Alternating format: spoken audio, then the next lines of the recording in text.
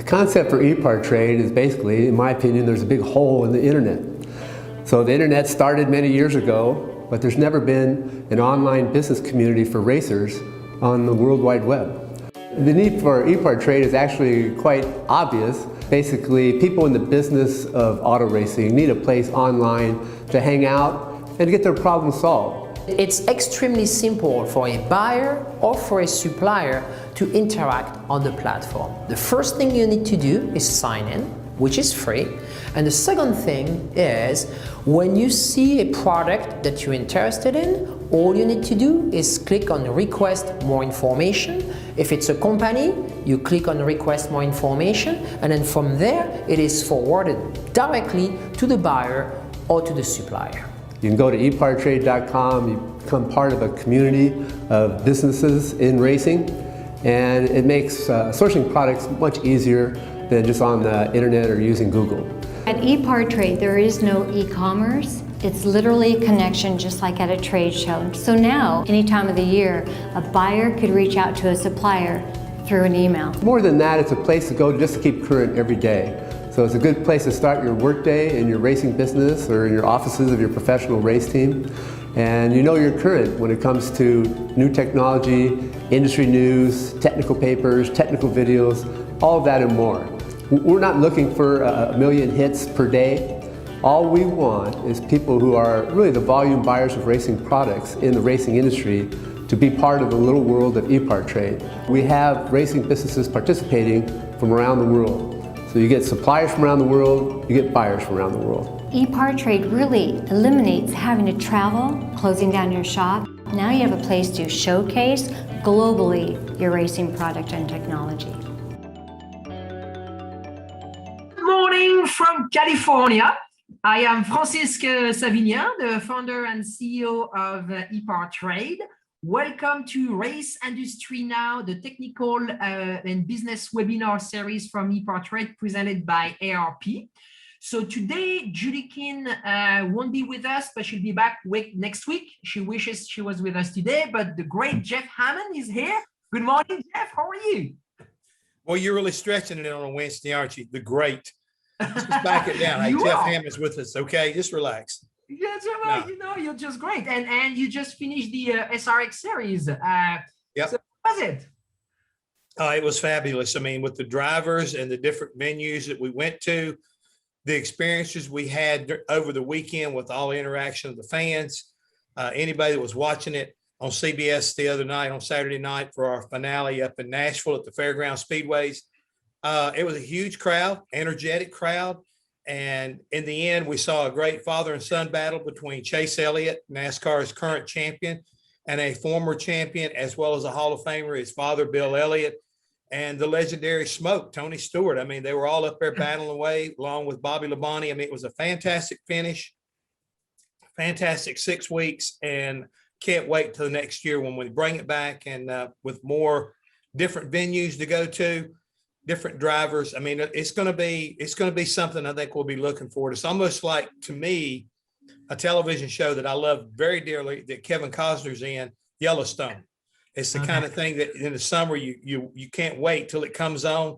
I think this racing series, the SRX series, you know, sponsored by Camping World, is going to be one of those events that people will be looking forward to next summer when it comes back around. Absolutely. I mean, they did a hell of a job, and Yep.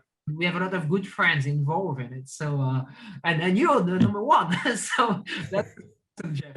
So I am getting a signal from a producer, Reed Kineski. We're going to bring on Tom Bogner and Dwayne Lafleur from Lucas Oil Products.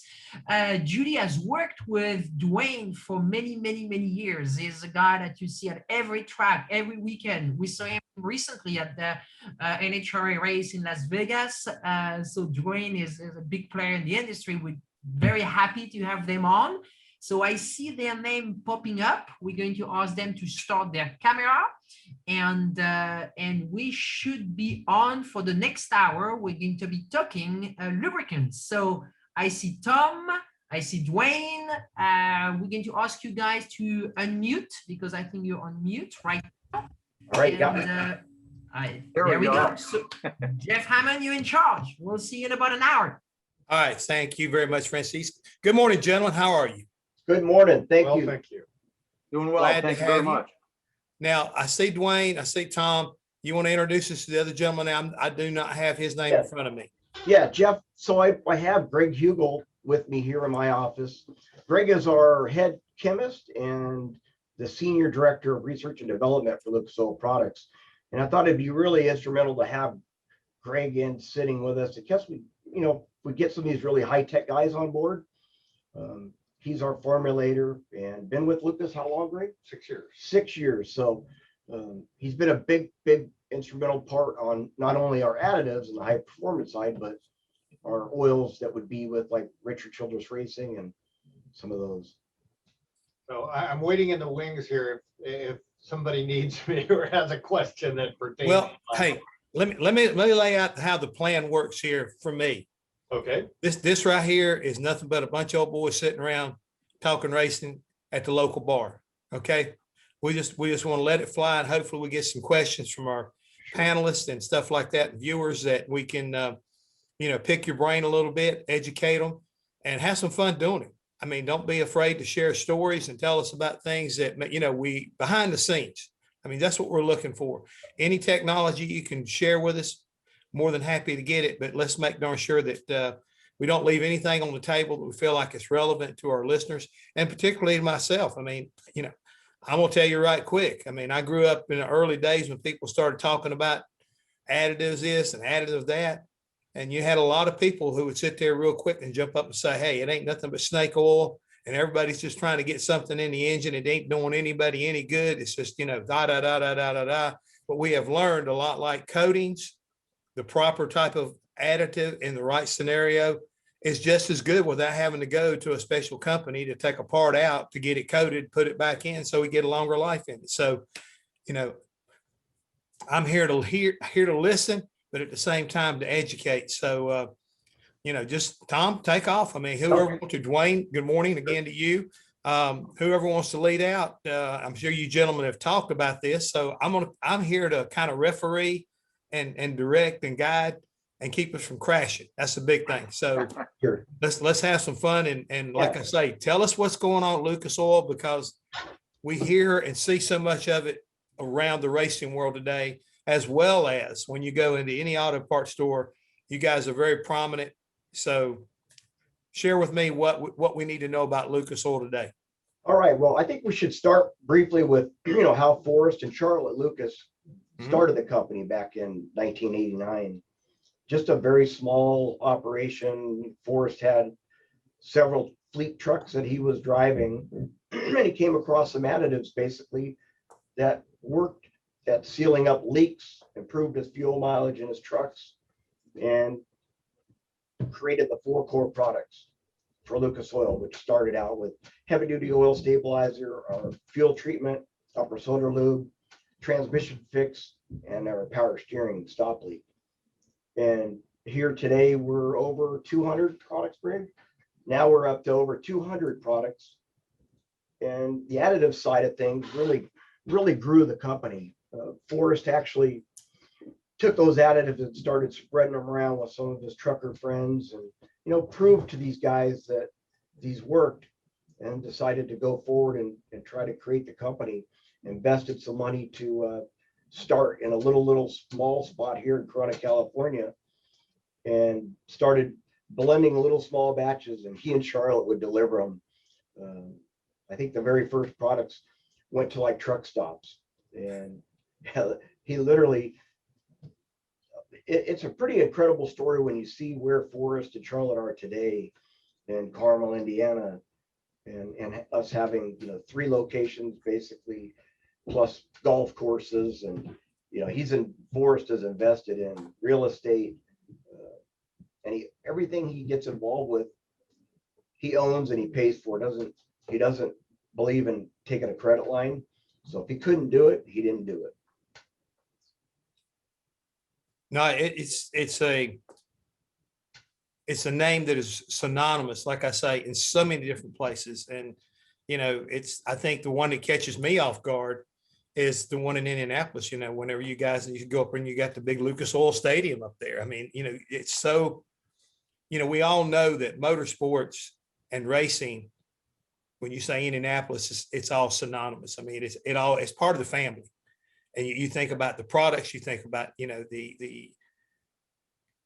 I think the integrity of a lot of things when it revolves around motorsports and racing it comes directly from Indianapolis, the city, the racetrack, the racetracks around it. I mean, just the other night, a few weeks ago, I'm at Lucas Oil Raceway, the legendary little short track right outside the racetrack. I mean, outside the city. So it carries a very powerful name that has been created by he and his wife, Charlotte, and shows the quality that everybody expects. And I'm pretty sure the owner demands whenever you get involved. Right. And like Tom was saying, with Forrest and Charlotte, Morgan drove Top Fuel for years. I mean, they're, besides making the product into motorsports, I mean, they were supportive. I mean, I forget how many years, Tom probably knows the exact number, but, Morgan started out running, in the drag racing world, started out running Super Comp. Then he got into A Fuel dragster to get his feet wet to take the next step to Top Fuel. And he did, and they were very successful. And that's what gives Lucas, I feel, some of the advantage out there is Tom and Greg and those guys, and those guys back in Corona, they were working with these oils. They were help developing the oils. They would go out and run this weekend. They'd bring the oils back, look at it, and says, hey, we got to tweak this a little bit, and add a little of this or change the formulation on that. So they were definitely hands-on. And I know we're a big industry, and I know we, especially Lucas, the Forrest and Charlotte and Katie and Morgan, support a lot more than drag racing. But we do the same thing, whether it's dirt track, motocross, offshore boat racing, whatever it is, we're hands-on, and we're always out there watching the product, see how it works, and staying ahead of the curve. So our product does what it says it does, and Forrest saying is it works, and it actually does. Well, let me ask you a question about that, because it kind of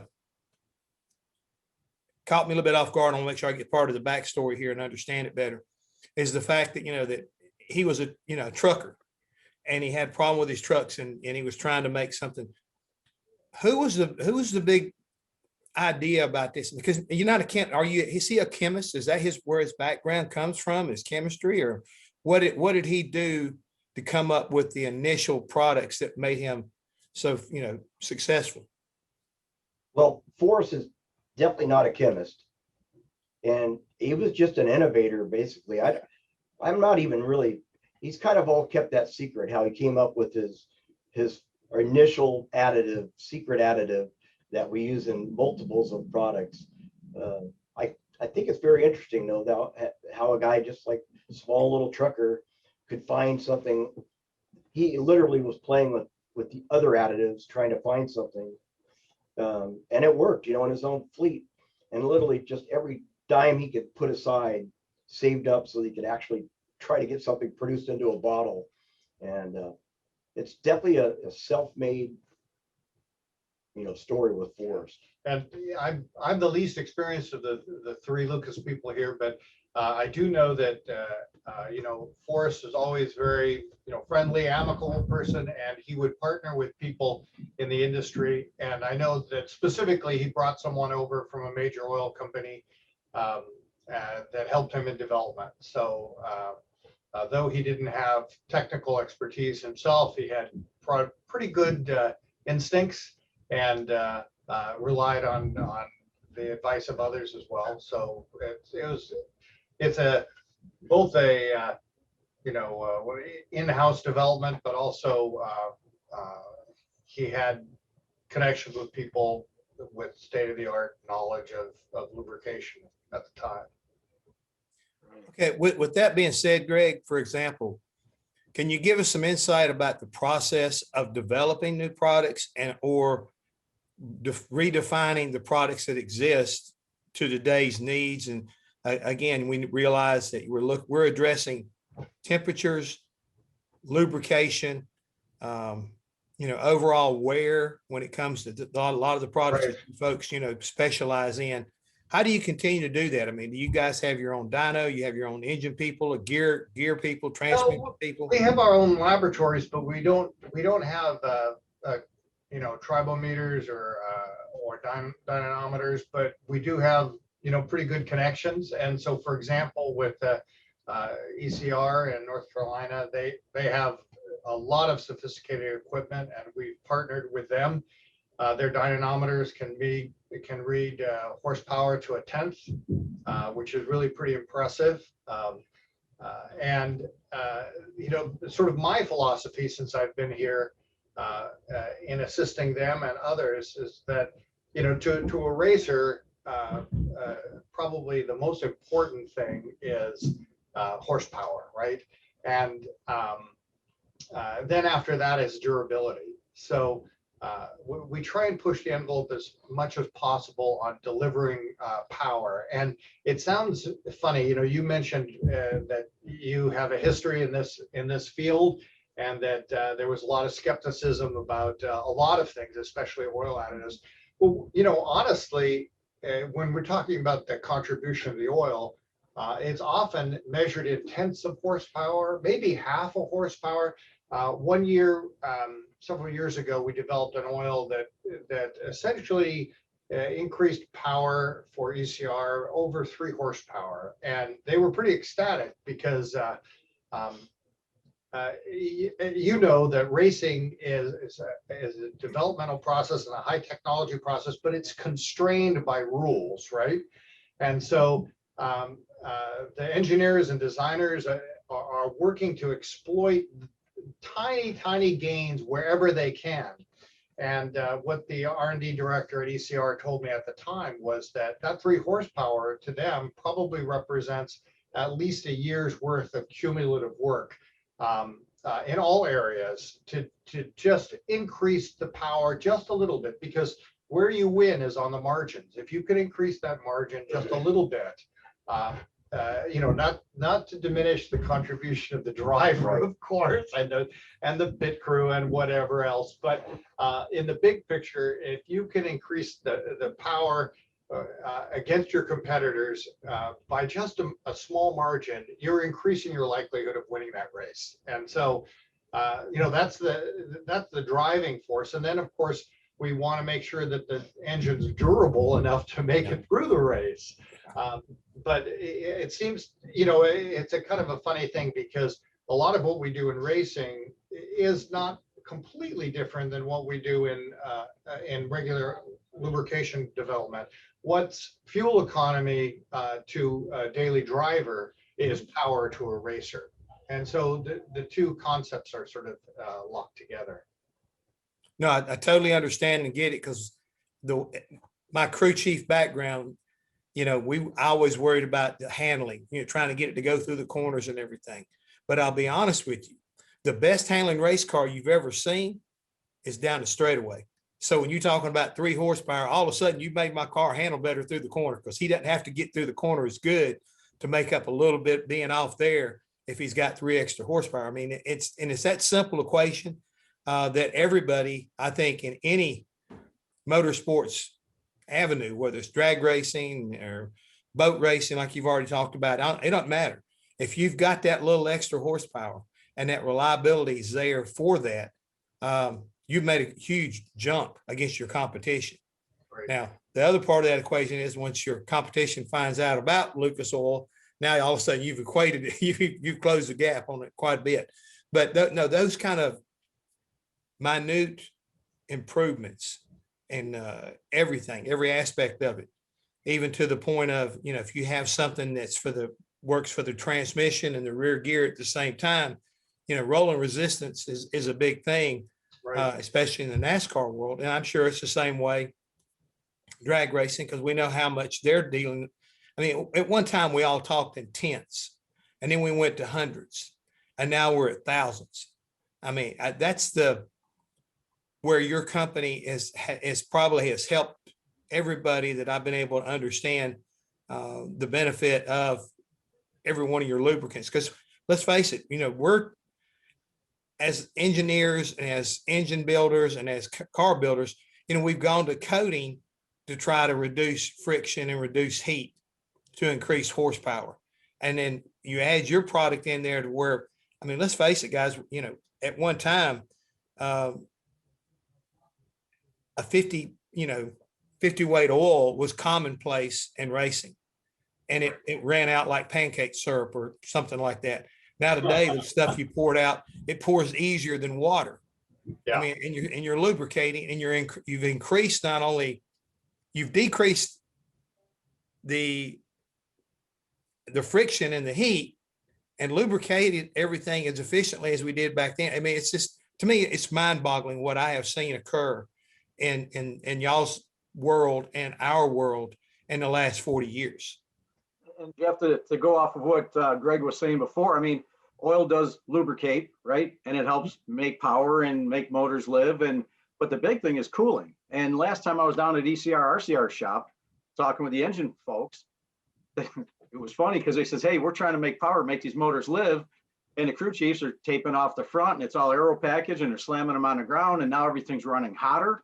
Yeah. I mean, Greg can tell you the temperatures, but I mean, and I'm sure you know it as well, but you're not 210 degrees anymore, or 215. I mean, these guys are running at extreme temperatures that heat breaks down oil as well. And so with Greg and you know, his technology, and now Tom as well there, it's got to cool. And that's as important as making power, because if you can't make that motor live, it doesn't matter how much power you're making, you're never going to make it 500 miles, you know? Yeah. And I agree with you. So, you know, I want to make sure we don't leave anything, in this case, on the shelf. I see both of you guys have got product in behind you. I'm sure that a lot of people would like to better understand what's available. Maybe that you got out there, and it's, you know, the everyday individual, but more importantly, the everyday short track racer, drag racer, again, you know, off-road folk, you know, what do you got that they need to make sure they know about? I think it's important also to note, we do have 2 dyno engines. So we have a Chip Ganassi R05 P7, the Mopar. That was built for us, and that started our dyno testing first. But I utilize outsource, you know, our outside dynos to store these engines. And it's amazing how it's changed from just 10 years even on how these oils work in these engines. So the racers, for them to know that we are on it still. We don't own our dynos, but I have a Chevy R07 as well that was built for us by ECR. And we do run those engines here locally in California whenever we need to check a blend batch or anything like that. But it's important to know now, and we do carry products for just about everything from tractor pullers, go-karting, IndyCar, NASCAR. So we can be a one-stop shop for the engine builder to the support for the team, from our gear oils, whether they need a speedway type light gear oil or a heavy 250. Lucas Oil has everything from the endurance side, which another good example of that would be probably our Whelen 31 car on the IMSA side with the ECR LS platform. When they do those endurance races, you know, gas fuel mileage becomes a real big issue, similar to IndyCar. And we found through some of these specialty lubricants that we've been able to get them sometimes to actually help them finish that last lap, right? So we have those products available, from our really low viscosity gear oils to our low viscosity motor oils for like a pro stock drag race car. So 0 weights to 70 weights, we have a complete line for them. Right. And to touch on what Tom's saying there, you know, we've got a full synthetic oil, we've got a semi-synthetic and conventional. So I think you have to go back to what you're asking about diversity, or what else we're able to do. From Tom's standpoint, we can help you assemble a motor with assembly lubes, assembly greases, braking oils, to the racing oils, to tranny fluids, to gear oils, to, there's a competitor of ours out there that is a product that you had to water, right? Because in most racing series, you can't put antifreeze or glycol in your radiator. Right. We've got a product for that application. So really, if you look at it, no matter what type of racing it is, we've got something for the whole entire car. Wheel bearings, anything. So from a lubrication standpoint, Lucas has got that area covered. And we can even take it another step. I'm out at one of the races or something, we can service the vehicle. I mean, the motorhome, the tractor trailer, the crew cab dually with a 28-foot trailer or an open trailer, it doesn't matter. We can service the tow vehicle, we can service the trailer, the race car, and all points in between. And I think that is pretty cool to say of the universal product line that Lucas offers. Like you had mentioned with the products behind us, we've got 2-cycle oil, we've got brake fluid, power steering fluids. So your daily drivers, chain lube, you got a bicycle or a dirt bike or a bike now that runs a chain and stuff instead of a belt drive deal. We can do just about everything there is out there. DEF for the big trucks, we don't do antifreeze, we don't do windshield washer fluid, but all points in between. We've got an outdoor product line, so we're very heavily involved in the hunting and fishing market. We've got an ATV, UTV, or power sports complete product line, a marine product line, and so on. So we do a lot more besides just the drag racing and the circle track and whatever in between. But we're a pretty diverse company. Sounds like it. And Tom or Dwayne, either one, or even Greg, we here at EPARTRADE have been fortunate enough to talk to different companies about coatings. Have the idea and the introduction of so much coatings into high performance stuff. Do y'all work with them to make sure that, what can best work? I mean, you still got to have lubricant, just because you coat something, it doesn't mean you can run it without, having it properly, lubricated. So do you work with different coating companies to, refine and come up with the next lubricant that will give this even more effectiveness? Or, where I'm coming from is just to try to, what's the next step in a direction as far as working with people who want to do coating? Well, that's a good point, Jeff. One thing that I've seen, I've been here at Lucas for about 17 years, is one thing that constantly changes in the racing side of things are the coatings. And a new coating could come in play, a DLC coating or whatever you're talking about, valve train stuff. And one oil that worked very well may not work well now. So we do definitely have to pay attention to the industry and coatings. And we've seen engine bearings that are coated that now they don't work as well as the uncoated bearing did. Maybe the moly or one of the products are not real happy with it. And so we do have to definitely look at that. And it's changing. It seems like, and I'll go back to a scenario with Larry Morgan when we were sponsoring Larry in the Pro Stock NH race side.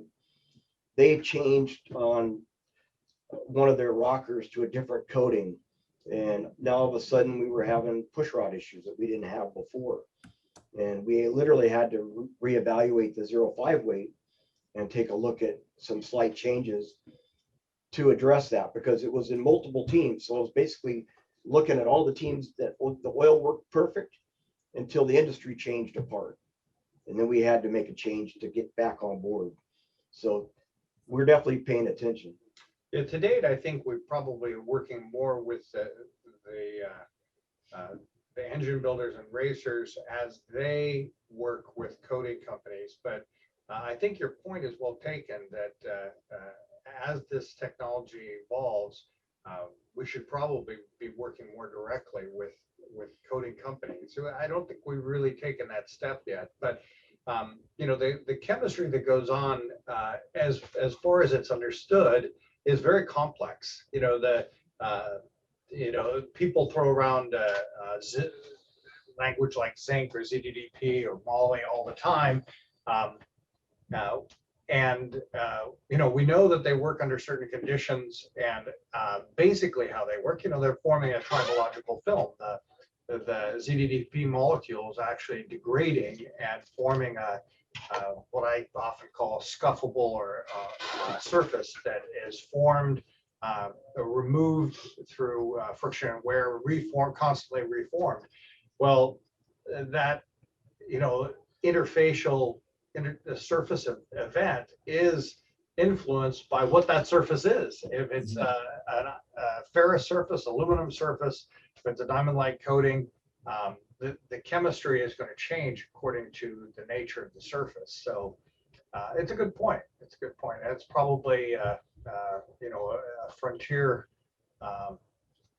goal for oil development.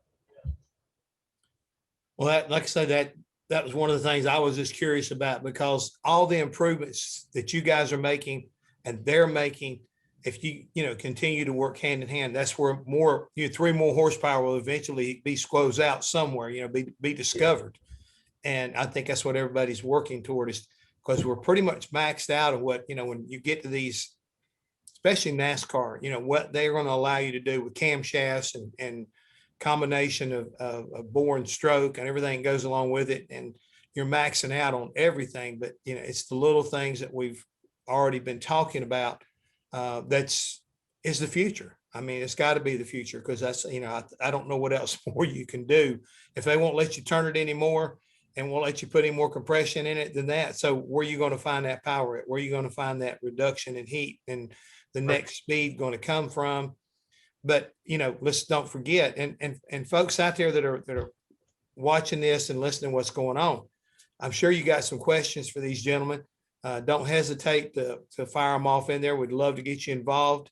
And at the same time, I want to make sure I pause just for a moment and thank ARP Racing Products for being, one of our sponsors for this opportunity to have this Zoom call and have a webinar and be able to pick you guys' brains and talk about not only what Lucas Oil has done up to this point, but what they're going to do for the future. Because you guys are, like I say, you're synonymous when it comes to motorsports, not in every form. We keep talking about it, and I'm going to get off on that here in just a second, but just want to make sure, folks, you're sitting there listening, you got to have a question. So make sure you pick Tom's brain, Greg's brain, and make sure we wake up Dwayne over there, because I don't want him to go to sleep. Yeah. Oh, we're good. I was going to jump in there, Jeff, too. Thank you. But like, what everybody's just been talking about the power and the coatings and everything it does. I just happened to have been out in Columbus, Ohio this past weekend at one of the NHRA Lucas Oil Drag Series points races. And I know we keep going back to some of the drag racing, but that's where I was this weekend. And we, the three of us actually, Greg, Tom, and myself, had worked on developing a lightweight, we call it FL0. But we came up with this oil to make power in certain categories in the drag racing world. This weekend, race team came up to me and says, hey, we need to, in drag racing, just for some of the people out there, stock and super stock sometimes run heads up class. So fastest guy wins. So this team comes up and asks what we had to possibly help there. They were running a 1030 synthetic oil. I gave them the background on the FL0, got them to put the FL0 in there to go up there to make the run for the finals. They came back here Sunday afternoon and couldn't believe, and this is third party, and I wish I knew who the gentleman was, but he came up, says, hey, Dwayne, he says, we put that FL0 in, we picked up 2 tenths and won the race and won class. And he was ecstatic. So just things like that, of always trying to stay ahead of the curve, always being out here working with race teams, engine builders, and boots on the ground in the racing community. These are things that we try and do at Lucas. Is not saying anybody else isn't, but we always want to be the best, right? And by doing these things, such as zinc, this is one I get all the time from engine builders and racers out there, is I'm running high zinc oil right now. Does yours have high zinc? Greg can elaborate on this, and Tom could too, much better. But the long story short is, if you get out of passenger car motor oil, API certified oils, there's specs there that we have to meet or exceed to be able to go into your daily passenger vehicle or diesel truck motors, whatever. In the hot rod and racing world, there is no spec. So sometimes I feel the word on a bottle high zinc is actually misleading, because it's hard to find out how much zinc is actually in that. And we're extremely proud of the additive packages, the quality of the additive package, and the zinc level. And anybody can go to our website and look this up, but we start at 3,097 parts per million and go up from there. So we just want to make sure people understand that when they say they're using a high zinc oil, to take some time and do a little research on it and really see how much is in there, because they might be surprised what those numbers actually are. Well, that's great information. And the good thing about it, asking the folks to participate, we've got Michael. He sent a question in, and he wants to know, does the Lucas Oil Octane Booster have a cleaning detergent to clean the fuel injectors and the entire fuel system of the car? I think I'll leave that one up to Greg a little bit. Yeah, and it's a very good question. And this is when I wish I had my formulation book or the thing right in front of me. But as memory serves, no. It's an organometallic compound that's used to boost octane, but it's not integrated with a detergent. So a detergent detergent could be used alongside it, prior to or afterwards. But my recollection is that we do not include a detergent in that formula. Okay, well, let's stop here and I'll ask the follow-up question. Follow-up question would be, if I want to put Lucas Octane Booster in my vehicle, would you recommend running a cleaner through the system a couple of times before you add the booster, or does that really matter? You know what? I think I can answer that one pretty well. I've used the Lucas Octane Booster in applications from boosted Mustangs to Camaros to turbocharged cars without fouling plugs. And what I would do is I use Lucas Oil's Deep Clean injector cleaner periodically in between. And I even would put it sometimes in the tank with the octane booster, because our octane booster brings up the octane 3 full numbers. So if you're a newer type vehicle, especially in the NOx sensors, can actually sense that. And we just proved it. I just ran even my 2020 Ford Ranger with EcoBoost. I ran it on the dyno like 3 weeks ago. I did a before and after with our octane booster and picked up 9 horsepower average and a little over 8 foot-pounds of torque, simply just adding that in the tank.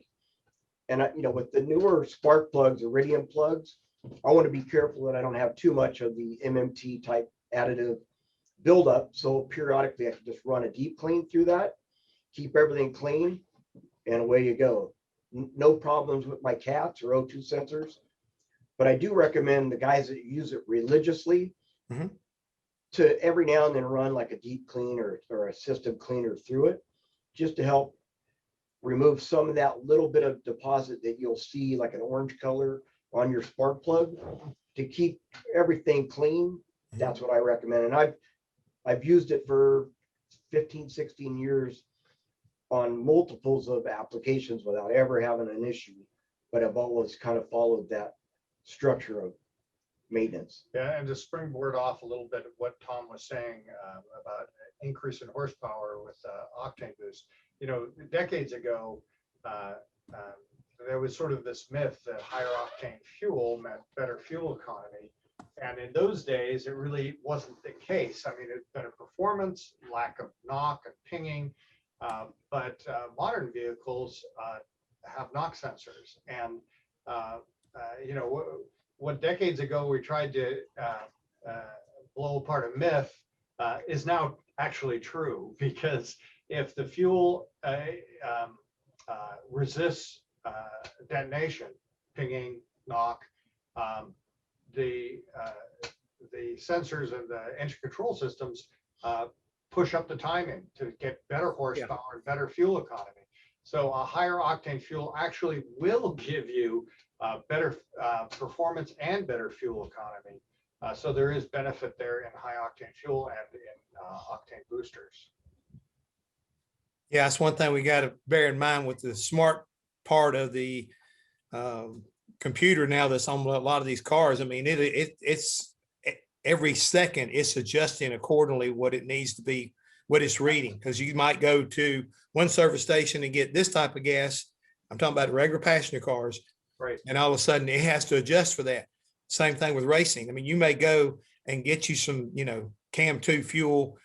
If, you don't know how good it is, how old it is.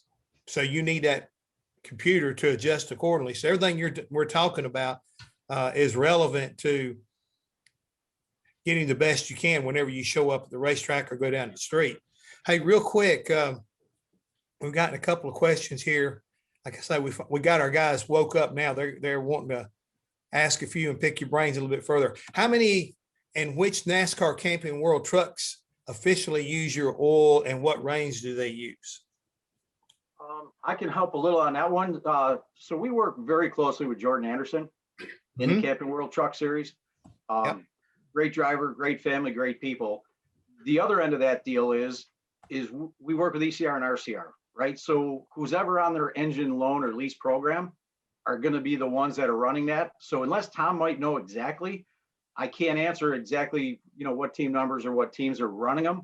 ECR Right. Motors would have it, as well as, like I said, Jordan Anderson. We do a lot with Jordan.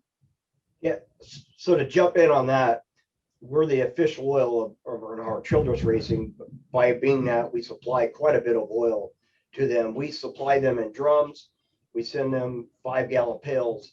They package it, and that goes out with every lease car, every Camping World truck, everything, every ECR engine receives our oil through their program.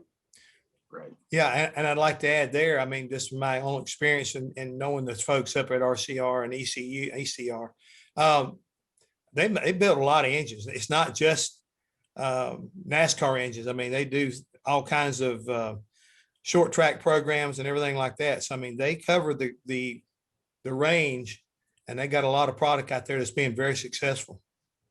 Right. We had just last weekend we had Burton Racing over in Brainerd, Minnesota Racing, and Tommy Drissy's the team we support directly from Lucas, who has, you can see his picture on the wall behind me is his Slickness car, that Camaro. And so the oil goes directly from Earnhardt Childress to Burton for that engine program there. So it's really important to us that we know these teams are using our product, and it means a lot to us, more than just a sticker on the car.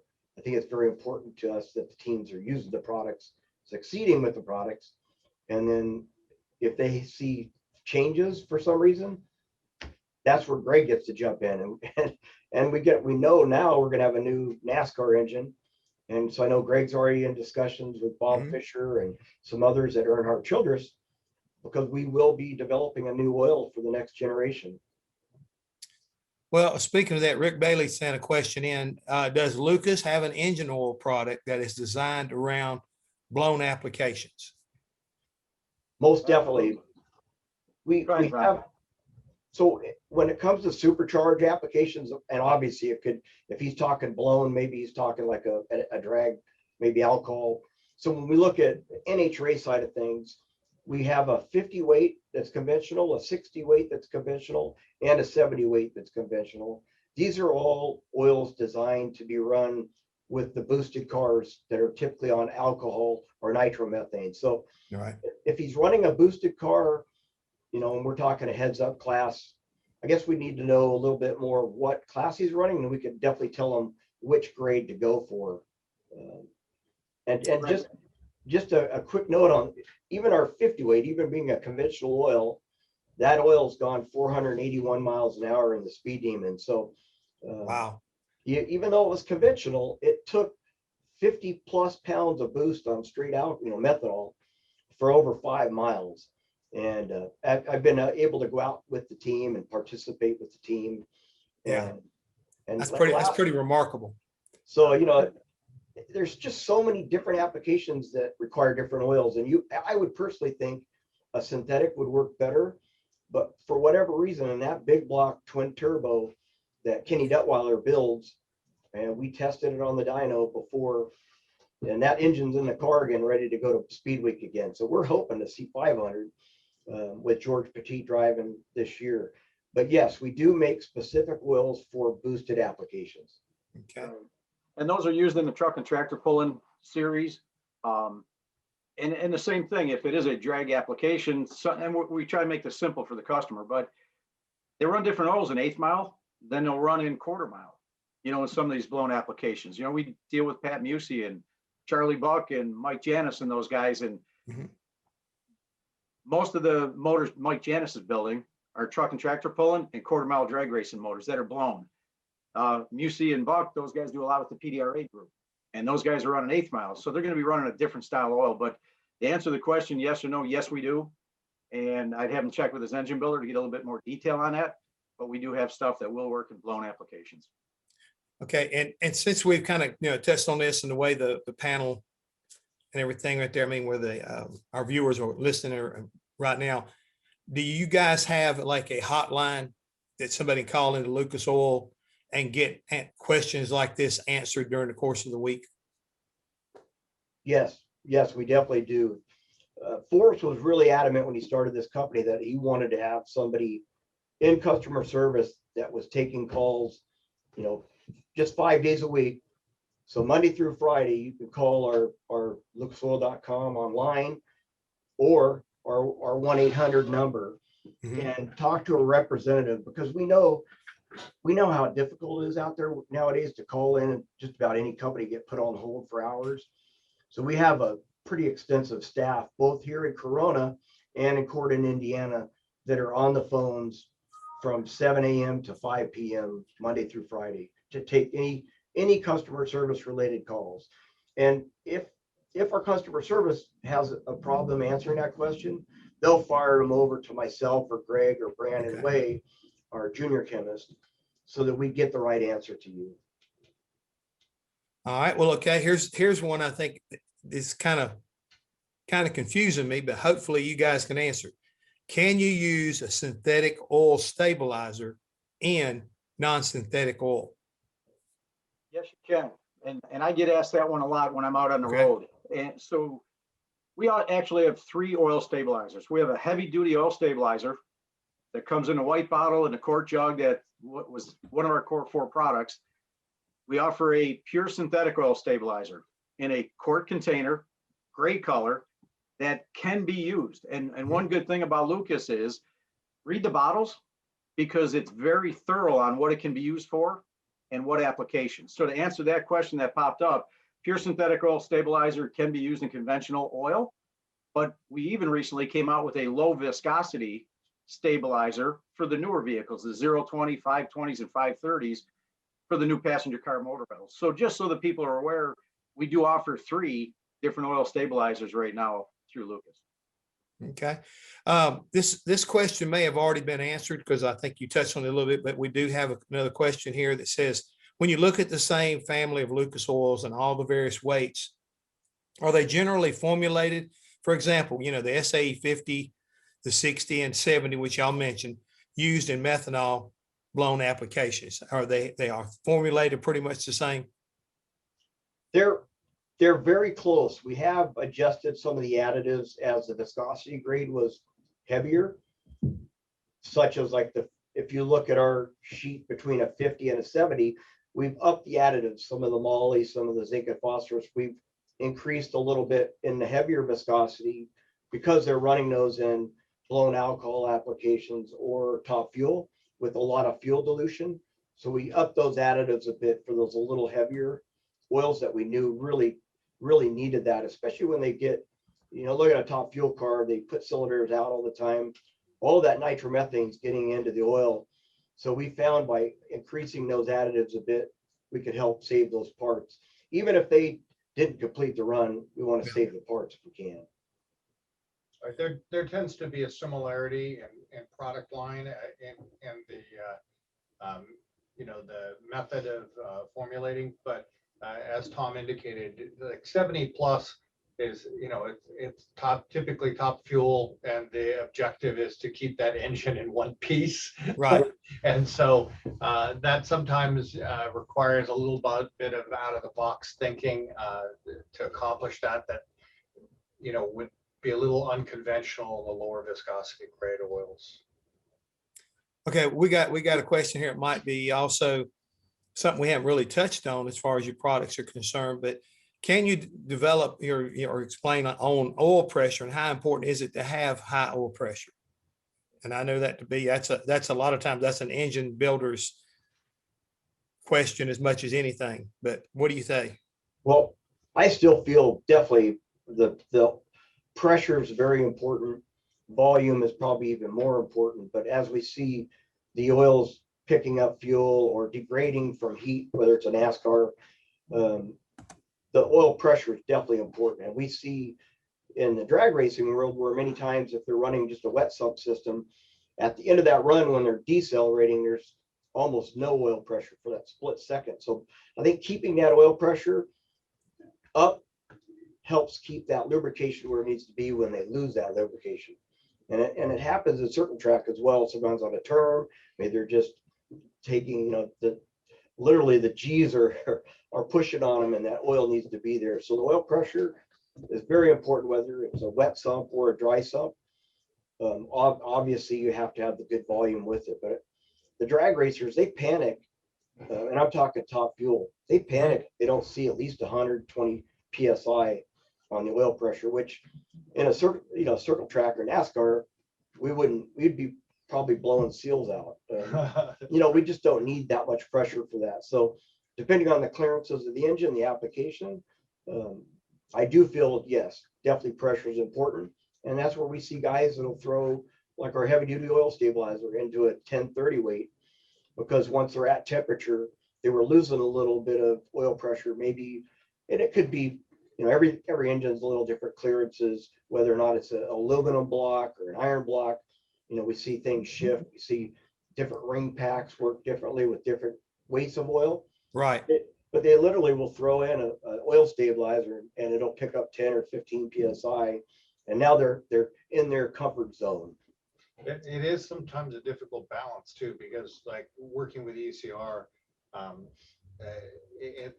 at times it seems like the lower the viscosity, the better. Obviously, the shearing force required for a low viscosity fluid is much lower than a high viscosity fluid, but the lower the viscosity of the fluid, generally the lower the oil pressure. And an engineering fix, of course, is to increase the pump speed, oil pump speed or volume, but then you've got higher scavenging losses. So then you lose some of the advantage you gain from dropping the viscosity. So it can be a delicate balance, that's for sure. And more than just one class of racing.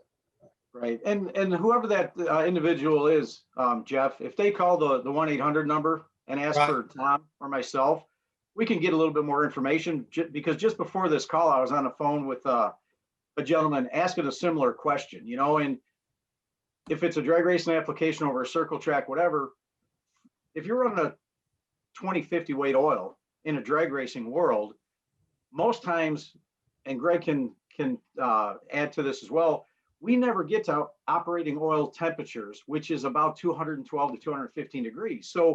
So sometimes a drag racer might be running a 2050 or a 1040, and they're never getting to the 40 weight because they're on alcohol or whatever it might be. Circle track's different, offshore, the road racing guys, we do a lot with Dugan's Racing out there in California that build a Baja 1000 and endurance motors.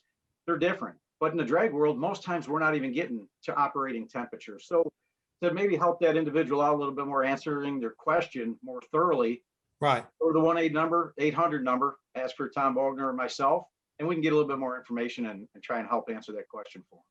Well, I mean, I think, again, that's what I think is so important here is you guys have that ability to, if you don't know the answer, call somebody and they'll give you an answer or give you a place to go find the answer. And I think that's very important.